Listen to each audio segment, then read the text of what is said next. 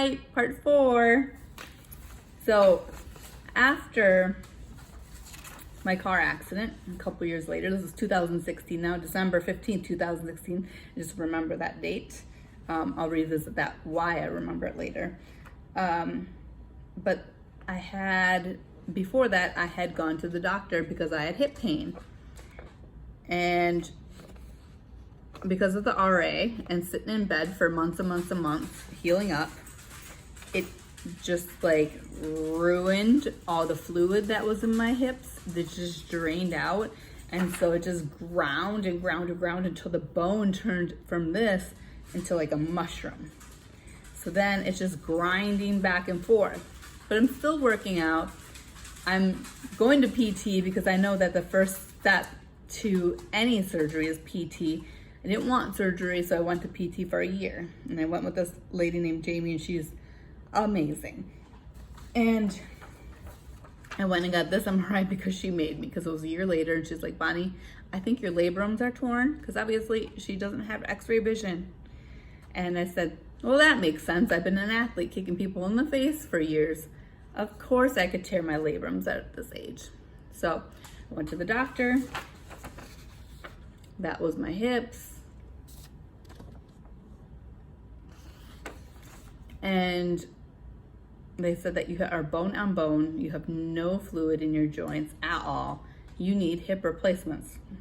What? Let me turn this off. I just realized that was on. Hip replacements? What? No. I just tore my labrums. So in the MRI, what he was looking for, he was like, no, showed me. Said, okay, I see what you mean. He goes, this is healthy hips. This is your hips. La la la. And then I go, but what about those labrums? And so he went and checked them. One was completely torn off and the other one was hanging on by a thread. And I went, oh, well, that's why I can't squat very well. Because I was still squatting, but it was very lightweight and not good at this point because I had the car accident. I also had a really good coach named Eric, and he was doing my workouts for me. And sometimes he would give me weight and sometimes he wouldn't. So at this time, I'm actually not lifting heavy weights I'm not doing heavy squats. I'm doing like dumbbell squats. I'm doing goblet squats, all other variations. And that is why I couldn't get any range of motion, because I was bone on bone and my labrums were done. So then afterwards, on December 15th, 2016, I got bionic hips. So you see the round balls? Bionic hips. Because of the car accident and my RA working together to ruin my body. Another surgery. Fantastic. So then after that, February, I got divorced. I'm not one to talk about that kind of personal issues or what's going on there. But yeah, sometimes when you go through surgery or there's stuff that's happening to you or your significant other, sometimes the other person doesn't work out, and sometimes there's a lot of reasons. And sometimes, you know, when you heal up, you feel like you're strong enough and you can leave, and that's what I did. I felt strong enough after my hip surgery, and I was done. So I left. But before that, should have looked at my picture. Before that, this is me in my walker post hip surgery. I was walking 5 days after because I did all of my rehab times 5. Eric and Jamie got me ready pre-surgery because they wanted to make post-surgery really, really easy on me. And I think it worked. And not only from just experience, like I knew to hire the correct people. I had to pay for Jamie out of pocket and I had to pay for Eric out of pocket. But I wanted to move on quickly. I wanted my body back, and I didn't want to live in that I'm a victim of this car accident for the rest of my life, and I wanted to get on with it. So after I had all my stomach surgeries done and out of the way, that's what I was doing, and then found out I had this problem, took care of this, and then now we're in February. Now I'm back to deadlifting, which my back's flat, my butt's down. Before that, I was completely rounded. It was because of the hips, it was horrible. So got the hips fixed and continued lifting. Got the hips fixed, made myself stronger. Got the hips fixed, made myself mentally stronger.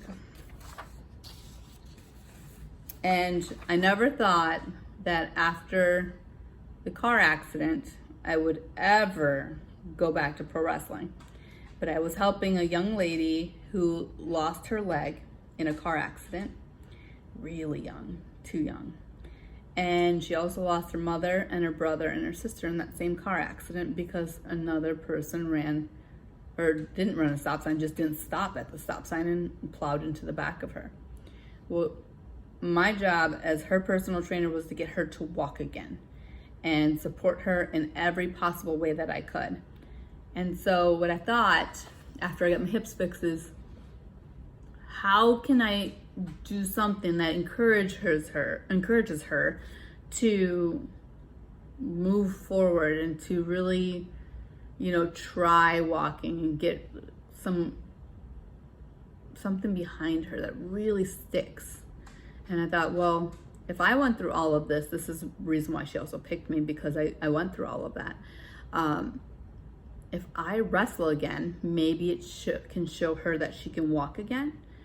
And I had another lady with some hip issues that we worked on, and by the time I left, she was doing amazing.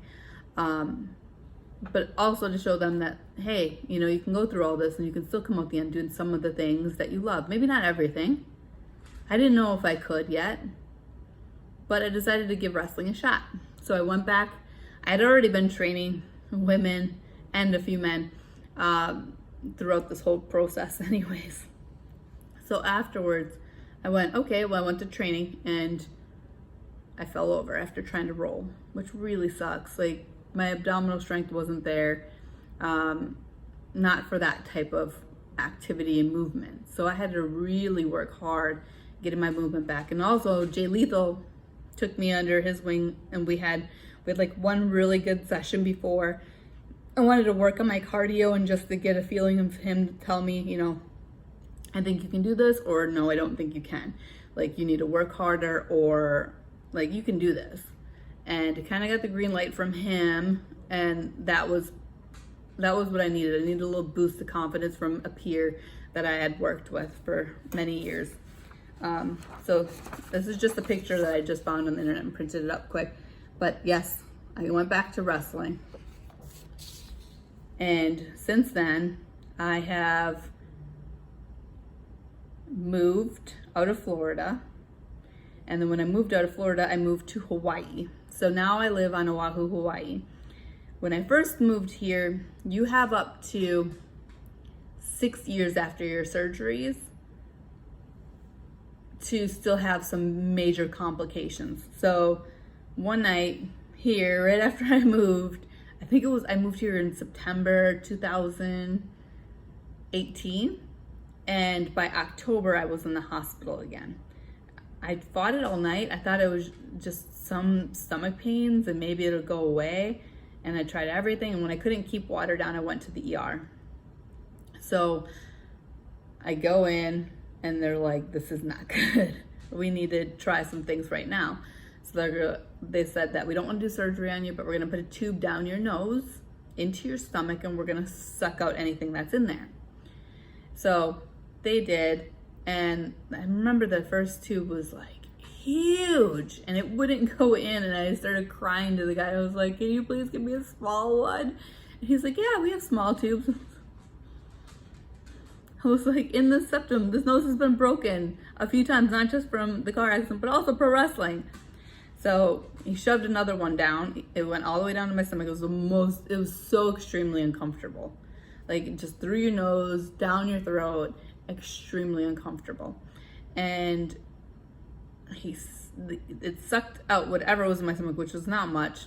And they had me at the hospital for a few days, like a day and a half, 2 days. And it wasn't working.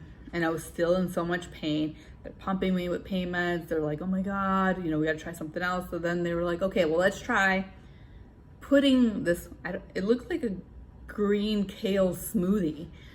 Huge, the biggest green kale smoothie down into my stomach. And what had happened was during this time, my stomach had stuck to the scar tissue in my stomach, or inside my belly, which I had 9 surgeries. So that means there's a lot of scar tissue, which basically looks like a ton of unwashed spaghetti noodles. So they went in there, the stomach is flipped and stuck to the scar tissue. And then they shoved the kale smoothie down into the stomach, and apparently if it sits there, maybe your stomach, it's kind of like drinking a gallon of milk, and if you can't keep it down, you're gonna throw it up. It's basically what it was like. So it untwisted my stomach, like I fell asleep, and I woke up and I messaged the nurse and said, I'm about to throw up now, and it's coming. So they run in, they turn the switch, and it starts sucking all the green kale smoothie gallon of it, or close to a gallon of it, out. And then immediately I felt relief. I felt better. It worked. It did its job. That green kale smoothie, whatever they pumped into me, my body wanted to digest it. It untwisted my stomach. They did not do surgery. I was so grateful for not having another surgery. And when that was done, sucked it all out. I said, I don't need any more pain meds. I said, I'm all good.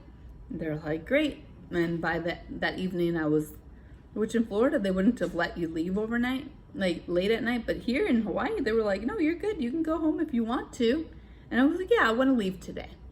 So I didn't want to stay in the hospital another night and pay another night. And I felt perfect. And then they took the tube out my nose, and I felt even better. Then we're going to go on to part 5.